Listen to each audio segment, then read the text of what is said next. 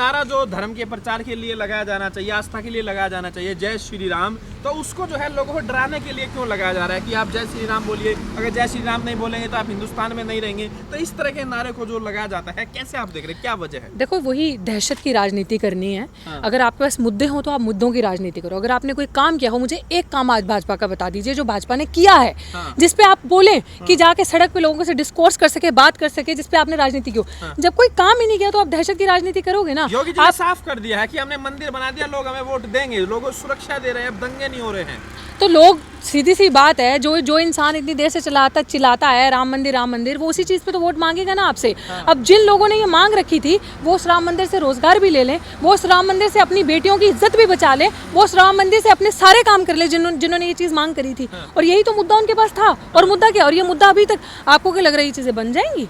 ये मुद्दा अगले 2024 तक भी चलेगा। ये देखिएगा आप, ये राम मंदिर, ये जो मुद्दा उठाया है, ये 2024 तक भी चलेगा। 2023 में तैयार करके दे रहा है राम मंदिर। हाँ, वो देख लिया जाएगा। वो तो बहुत पहले, पिछले साल भी तैयार हो रहा था, वो तो पिछले इलेक्शन पे भी तैयार हो रहा था। वो इतना ज्यादा क्यों खिंचा? तो वो भी आप देखते जाइएगा, भी बहुत सारे इसमें तारे जुड़ेंगी। ये सिर्फ एक पिक्चर है जो आप देख रहे हैं ऊपर से। अगर योगी जी इतने सक्षम होते, देखा कहीं कोई ऐसा मुख्यमंत्री जो जाकर दिल्ली के अंदर अपने बड़े बड़े पोस्टर लगा रहा है पब्लिसिटी में? अगर योगी जी काम करने में ध्यान होता ना, तो वो कह रहे हैं खड्डे, हमारे यूपी में खड्डा मुक्त जो भी देश हमारा, या जो भी वो हवाइयाँ वो छोड़ते हैं, वो इस तरीके से नहीं होता।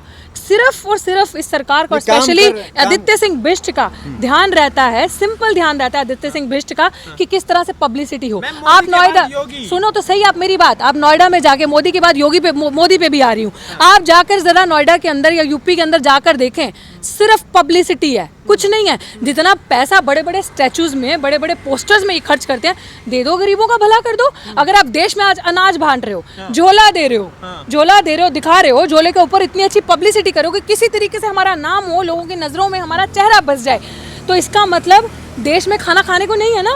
मानते हो ना देश भुखमरी की कतार पे है? मान रहे हो ना आप देश में गरीबी है, भुखमरी है? तो विच मीन्स दैट कि अगर आप राशन प्रोवाइड करो, अगर ये हालात आ गए कि आप इतना एक कुछ भर के आप राशन लोगों को दे रहे हैं, विच मीन्स कि हमारे देश में अनाज नहीं है, अन्न नहीं है, यही नौबत आ रही है ना। तो अभी जो झोले की नौबत आई है ना, वो वक्त दूर नहीं है जब कटोरे की भी आएगी, और अब कटोरे की भी नौबत आएगी। मोदी जी जो है गरीबों के साथ में है, खाने के लिए राशन दे रहे हैं, गैस दे रहे हैं जलाने के लिए, और क्या चाहिए?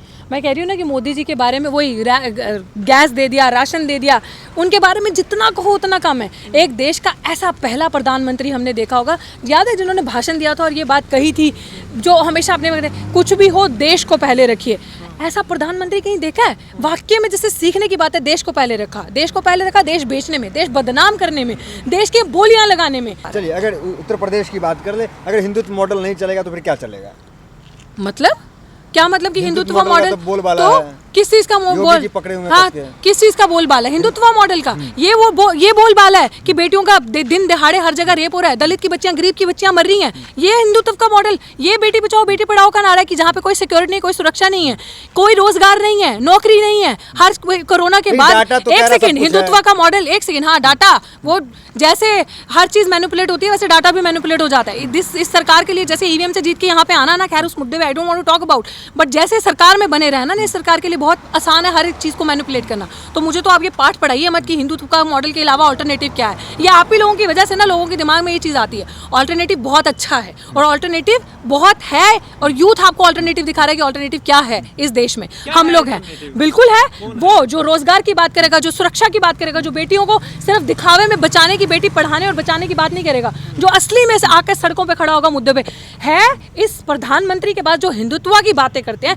जिसने पूरे देश में जहर और नफरत घोल के रख दी, है दम इस प्रधानमंत्री में सड़क में आने का, मीडिया को एड्रेस करने का, है दम हमारे सवालों के जवाब देने का, है दम अपना फेलियर बताने का। कोरोना काल के टाइम पे अपनी फेलियर बता सकते हैं ये कि कोरोना काल में कोरोना का फेलियर, अगर थोड़ी सी भी शर्म होती तो सारा उस चीज का जिम्मा अपने सर पे लेते कि हाँ ये हमारी वजह से हुआ, हमारी गलती की वजह से हुआ। क्यों? क्योंकि बंगाल में, क्योंकि इनको किसी भी आओ से ताव से किसी भी तरीके से चुनाव में अपनी सीट प्रोटेक्ट करके रखने, बचे रहना, इनके सारा ध्यान चुनाव की तरफ होता है और कहीं नहीं। कोई बेटी की सुरक्षा नहीं, कोई काम नहीं, कोई रोजगार नहीं, कोई नौकरी नहीं, गरीब मर रहे हैं, लाशें तैर रही हैं गंगा में। इससे बड़ा और क्या प्रमाण चाहिए आपको? हिंदुत्व बड़ी पार्टी है, हिंदुत्व का चेहरा है मोदी योगी, आप कैसी बात कर रहे हो?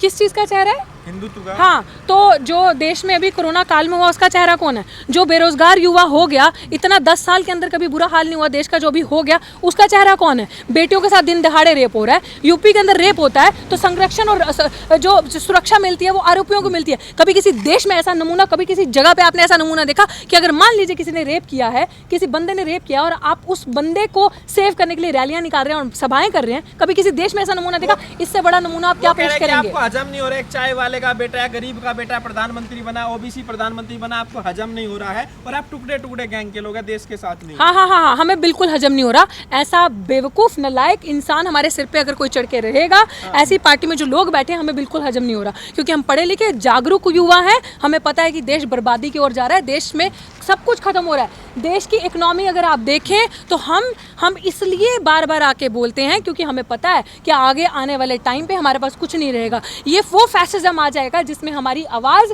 ये डेमोक्रेसी जो है वो बिल्कुल ख़त्म हो जाएगी, हम बोल नहीं पाएंगे। तो इसीलिए हम हर उस मुद्दे के साथ खड़े हैं जो सामाजिक न्याय की लड़ाई है, जो जस्टिस की लड़ाई है, जिसमें भी हमें लगेगा कि यहाँ पे अन्याय हो रहा है और ये अन्याय के खिलाफ, ये न्याय के खिलाफ ये लोग काम कर रहे हैं, और जहाँ पे भी ये चीज़ होगी हम खुले में आवाज़ उठाएंगे और उस चीज़ का साथ देंगे। आपने महिला सुरक्षा की बात की, लेकिन स्मृति ईरानी कह रही है कि महिला जो उत्तर प्रदेश में सबसे ज़्यादा सुरक्षित है।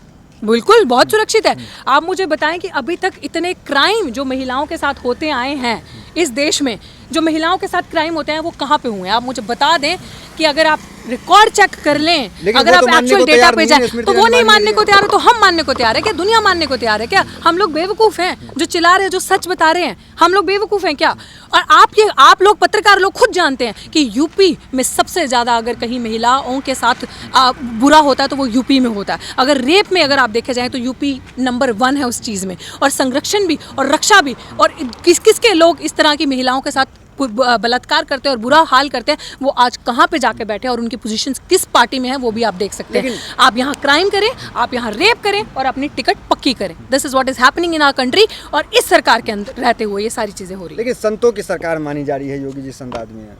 क्या मतलब? संतों, देश की सेवा, बहुत सेवा हो रही है देश की, इससे ज़्यादा और सेवा क्या होगी देश की? देखा नहीं आपने देश की कितनी सेवा होती है कि देश के वो लोग जो गरीब लोग हैं, जब उनको दवाइयाँ तक नहीं मिलती हैं, हॉस्पिटल्स में इलाज तक नहीं होता और उनकी लाशें जिस तरीके से तहरी चलती हैं जमुना के ऊपर, तो आपको पता चल जाना चाहिए कि कितने अच्छे से देश में हो रहा है ये सारी चीज़ें। मुझे आप लोग हवा जो है योगी जी के खिलाफ बनाने की कोशिश कर रहे हैं और राजनीति कर रहे हैं।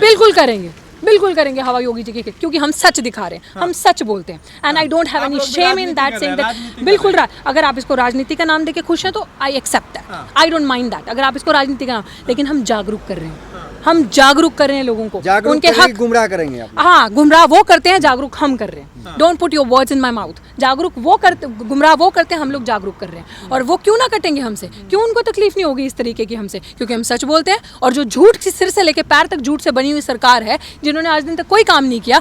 आप मुझे बता दो ना, ऐसे ही महिला का रेप हो जाता है, छोटी सी बच्ची जो 8 साल की है, ऐसे ही रेप हो जाता है। और मुझे बताओ कि आप जिस चीज़ को आप कहते हैं, जैसे आपने हिंदुत्व की बात करी, आपने राम मंदिर की बात करी, राम मंदिर के पीछे इतनी बड़ी, हम किसी की रिलीजियस फीलिंग को हर्ट नहीं करना चाहते, पता इन लोगों की रिलीजियस फीलिंग बहुत जल्दी हर्ट हो जाती है, हमारे रिलीजियस सेंटिमेंट्स को हर्ट किया। कहाँ गए वो धर्म के ठेकेदार?